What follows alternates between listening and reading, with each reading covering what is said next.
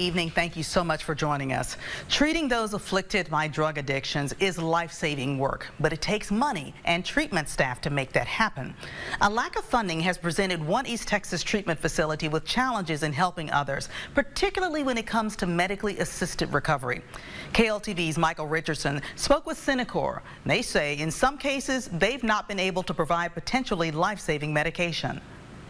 They're at a distinct disadvantage when we can't get anything to help them inside chemically. That's the facility director of Senecor in Tyler, Dr. Jake Strain, talking about medication-assisted treatment, or MAT for short. The Arizona Healthcare Cost Containment System defines MAT as the use of medications in combination with counseling and behavioral therapies for the treatment of substance use disorders. According to Strain, out of his 157 clients treated for opiates, only 64 were able to receive medication assistance in the past year. He says the medications themselves provided after counseling can help fight drug addiction. They're going to have the symptoms that come with withdrawal. They're going to have the sweats, the pain, the difficulty sleeping.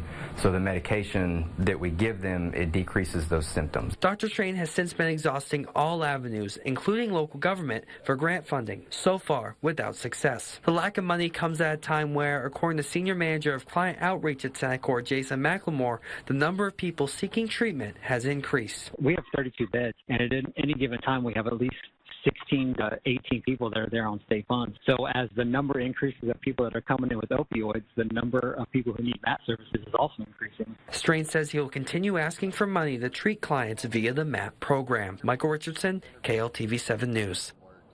Dr. Strain adds that the amount of time a patient spends as a part of MAT treatment varies from 30 days to several years.